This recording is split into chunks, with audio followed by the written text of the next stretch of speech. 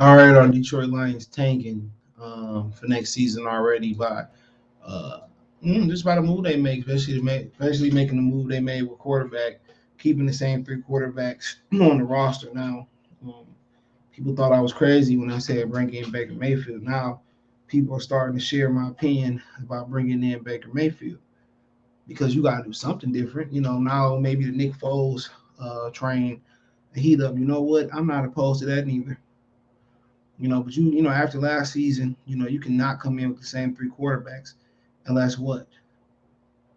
You know, only how you come in with the same three quarterbacks if you tanking.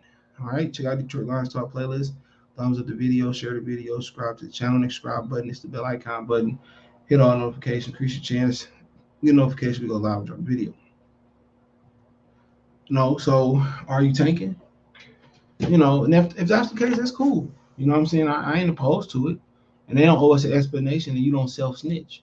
Because tanking is frowned upon. And they in their same position next year with opportunity to be number one overall. If they lose the Green Bay game, they have the number one overall pick. I forgot who Jacksonville upset in the week 17, 18, was it? Whatever it was nowadays. But like I said before, I'm perfectly fine with it. I'm not shitting on it, being negative on it because they need a premier quarterback. Now, do I think the premier quarterbacks is coming out any good right now? No. I don't think it's Peyton Manning. I don't think it's Cam Newton. I don't think it's John Elway. I don't think it's those type of guys. But, I said think, didn't say no. Because you got to understand they are developing young men.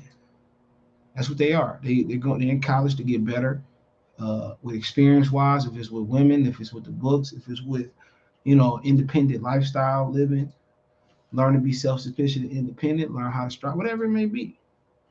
Live in Alabama, just going to higher learning. You can drive home and or stay on campus. You just choose to stay at home. I'm perfectly fine with it. But as I see it right now, I'm not a fan of Bryce Young. I think I've seen enough. We see what he make a jump next year, but how do you evaluate somebody who literally has everything? And the quarterback, um, the bloodline for Alabama quarterbacks ain't been too good. Ain't been too good. Mac Jones starting to break the mold, but he went to the perfect situation. Now we're gonna learn how good he is because they no longer have Josh McDaniels. He moved on. People tend to forget this. He's the head coach of the Las Vegas Raiders. All right, he's the head coach for the Las Vegas Raiders now. So I mean, people just tend to forget that. You tend to forget that. All right. So I mean, because you think about it, coming with the same three quarterbacks. And the only healthy, well, I can't even say if he's healthy. DJ Shark is the only guy that we expect to be healthy next year to help Jared Goff. We forgot about Tyrell Williams, who ended up coming with a settlement to split from injury from the team. Ain't heard from him since. Think he might have retired. Don't know. You know, but you sitting here with the same three quarterbacks. You get a full season with Josh Reynolds. That should help. You get DJ Shark that can help. Will he be Tyrell Williams? Will he be better? Or Trinity Benson make a jump with Jared Goff? There are some wild cards there. There's some wild cards there. Trinity Benson, can he make a jump? But some of your receiving core come back from injuries. DJ Shark coming back from an injury. Quintez Cephas, if you make the team, coming back from an injury. Jameson Williams coming back for an injury.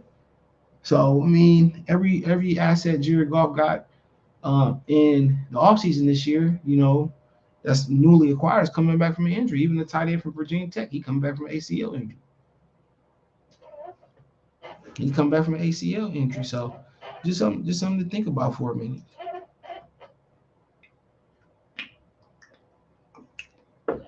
They put a lot of emphasis on defense. And the numbers, they are bad again. I'm gonna let you know. It don't mean the draft picks is bad. There has to be some type of balance. Even the bad special teams can make the rest of the team lose and look bad.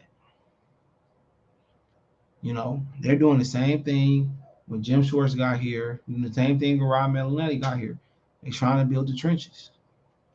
Same thing when what's old boy name? Dog in trouble. You know what I'm saying? Doing the same thing. So I mean, like I said, if they tanking, they showing it. You know, because you can't come in last year with the same quarterbacks. You can't. You know, if you defend Jared Goff, okay, you dumb enough to defend Jared Goff. Okay. How do you defend Tim Boyle? You can't defend Tim Boyle. No matter how you can't defend Jared Goff, really, but people tend to forget troll and defend Jared Goff. So I mean, and then you talk about if you are tanking, then you know you gotta be high next year. You know you gotta be high next year.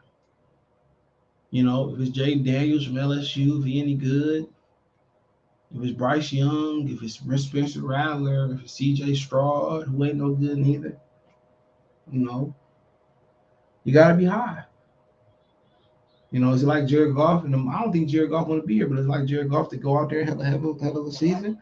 Possibly, sure could, sure could go out there and have a hell of a season.